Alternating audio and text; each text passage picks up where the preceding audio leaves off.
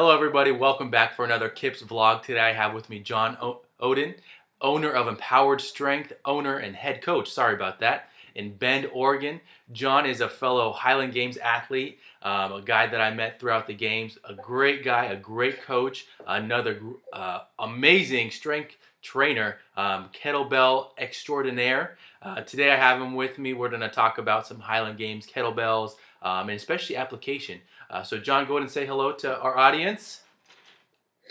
Thanks for having me, Tyler. Good to be on. Great topics. Looking forward to it, and I think I can add at least a different perspective on some things and kind of deeper science and application that we can get rid of some dogma and talk about some different athletes and types of reasons why we train this way too. So, yes, of course. So, in the sport that we play, or sorry, not play, but compete in, we often see people talking about kettlebells and its application. Just from looking at it, the weights that we use, they resemble kettlebells, and often we'll hear people talk about the hip hinge and its application for the Highland Games. But when we think about the hip hinge, often we'll see the hip hinge motion for kettlebell swings, but we'll also see a squat variation where you're seeing the quads and the glutes being loaded more, and it's basically a squat version of the kettlebell swing. So John, what is your outlook on these two variations, and how do you kind of separate them and apply them with athletes but also the general population? Sure. And there is a lot of different thoughts and ideas, and me being that hard style, that the hard style technician, which is more the black kettlebells and not this more flow style of kettlebell. It's just like a barbell. You can take a barbell and lift it over your head in Olympic lifting, or you can do powerlifting movements with that same barbell. So really looking at the tool or the purpose of the tool, not just, okay, this is a hammer, I know how to swing a hammer, this is how I swing a hammer, or, screwdriver, not a Scottish hammer is what I was thinking of. Really just distilling down looking at the science, the pure function, getting rid of that dogma of why you're using that, and at least being able to justify it. And maybe it's simply for some variety, or you miss that throwing aspect. The kettlebell just has a nice smooth groove that is as close to throwing. You got that implement out on a handle, which is our nature too. We want to hold on to something, the weight, the mass is out on the other end of the handle. It just makes sense to use that. Some other tools, some other hybrid type of things like those center mass bells, all this and that, a medicine ball. You can use the principles in a lot of different ways. It's just a clean tool that especially for the swing, I don't think there's a better tool out there that I found. You can swing a dumbbell, you can do all these different variations. You can load your banded deadlifts, things like that. Just again, choosing the right tool for the job. So more specifically with the kettlebell swing, I think it's just basically half-assing two things. If you're trying to do a swing that's exactly like a weight over a bar, use the tool, find the power production, find what you're trying to get out of the purity of the movement. I like some of the banded swings, or kettlebell, like a very ballistic overloaded, and there's some cool research if you want to. I can help people find that if they want to, on that versus like plyometric loading and things like that. And I just think it's a better tool than say like a box jump. Why jump up on boxes and risk filleting your shins, for God's sakes, let alone your risk of an ACL tear or anything. I've never had an athlete get injured besides maybe a little low back strain or something like that, and that just doesn't really happen unless there's a pre-existing injury or poorly loaded, poor mechanics. When we teach that swing well, that's probably a whole other topic too. You can just how we're teaching that, how we're breaking that down. So that's also people devalue it or don't realize the value of this swing, particularly because they haven't done enough swings, and then they haven't done enough swings well.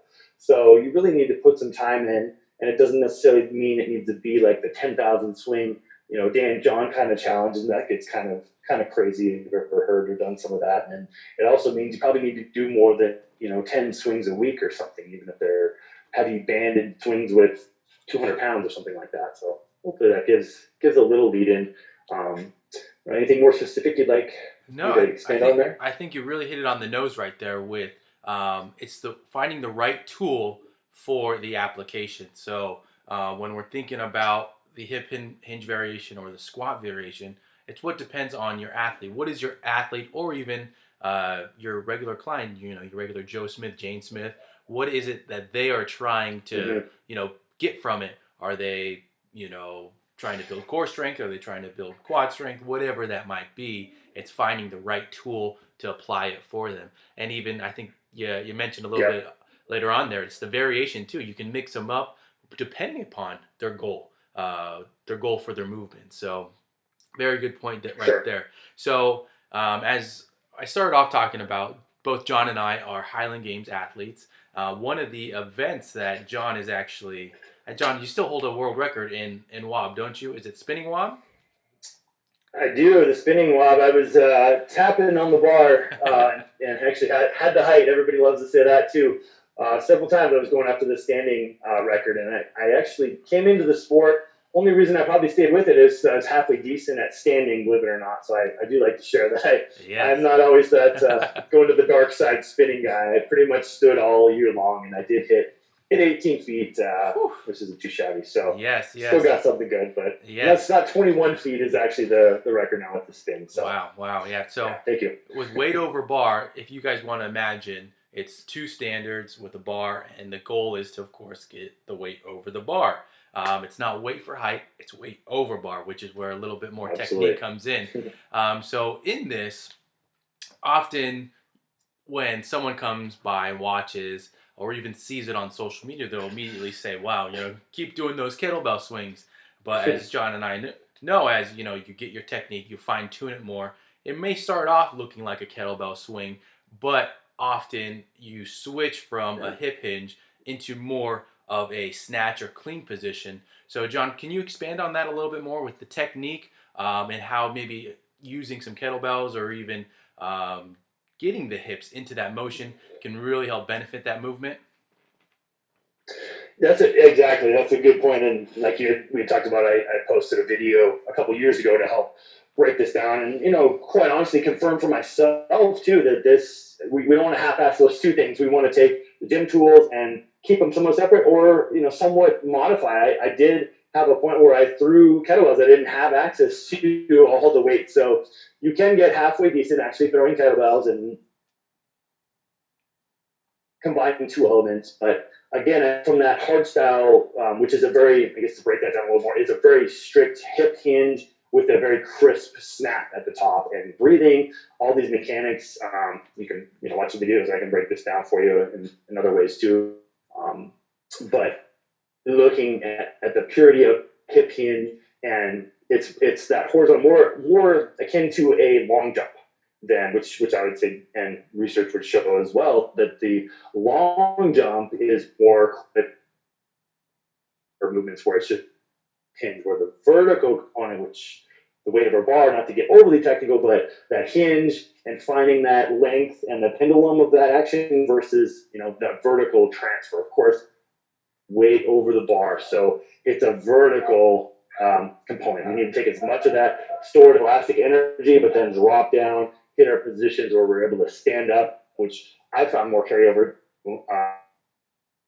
We snatch more that pure, or we call it triple extension, where we're up on the toes, we're locking, the knees. We're basically jumping up with that weight, and we're going one way or flying force into the ground, and then up into the implement that way. So all those systems have to be connected.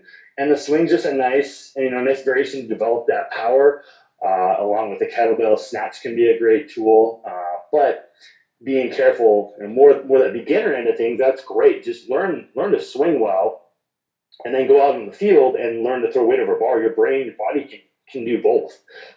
Again, I've done a lot of swings, and I can instantly, literally be out of the field. I'll do a swing, and then I'll go in and do my weight over bar or something too. I can call it Highland hybrid training. I'll do those variations, and of course you want to make it as similar to that movement as possible without throwing off your technique. So I guess that's a whole other topic, but I don't think it throws off the technique at all to swing.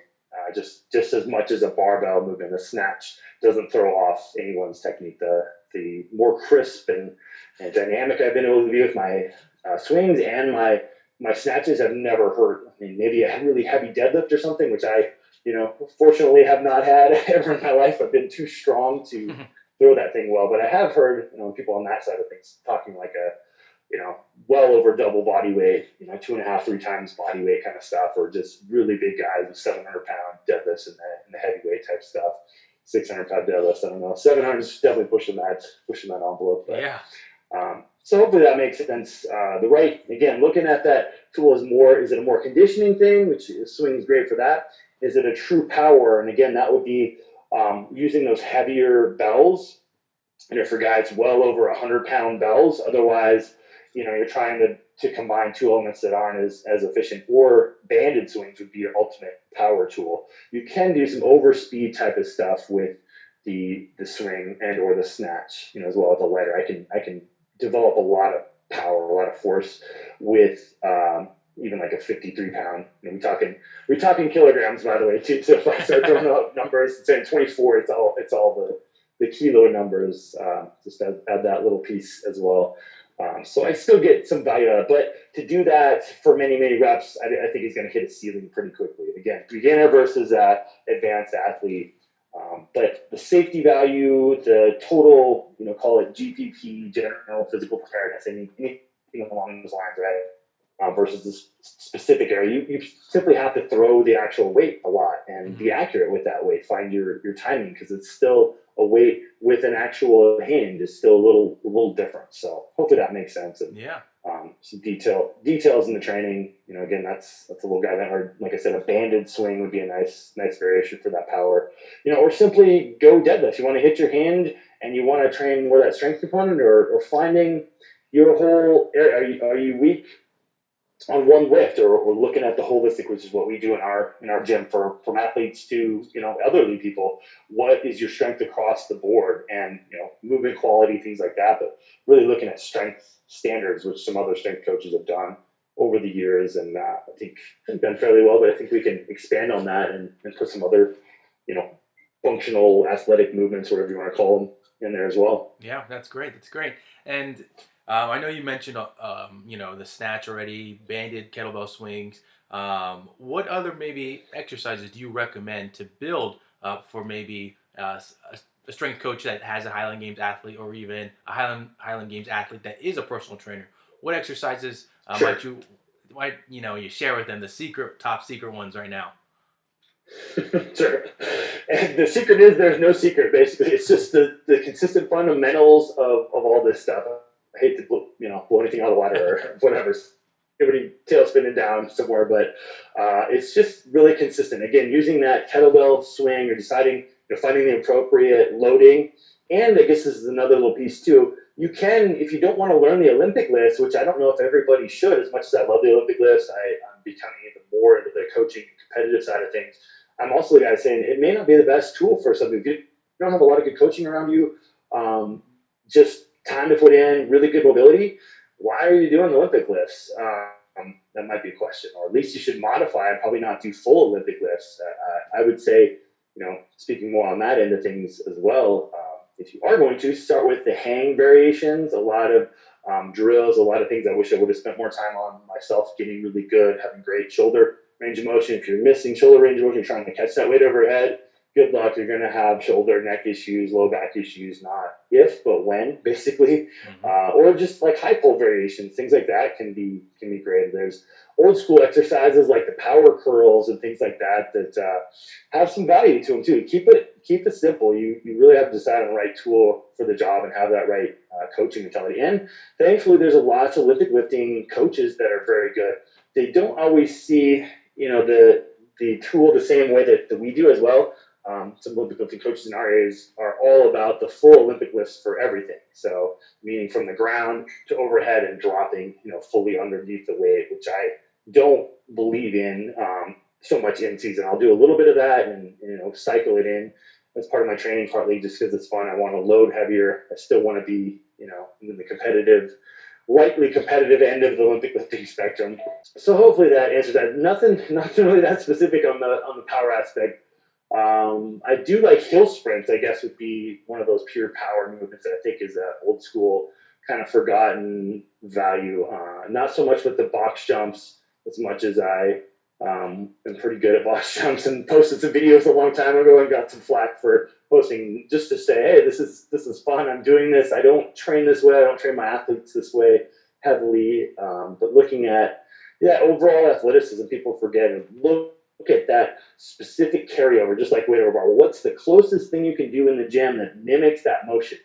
That I learned a long time ago, and I went through this too. I remember when I started hunting. So, what can I do in the gym that I would literally be mimicking with like a band or a cable column to try to do my stone throws or something like that. And I realized that that's probably wasting some time. Now we know better, and this is like 2004, that kind of stuff. So that was before the internet. Now it was before there was as much information, especially for Highland Games. I could go into that too. I think there's almost a little overkill, overthinking going on, overly critical video analysis, things like that. We still need to just step in and throw when it comes down to it. We need to put the time in and learn those fundamentals and the consistency. So there's both extremes of that as well. Yeah.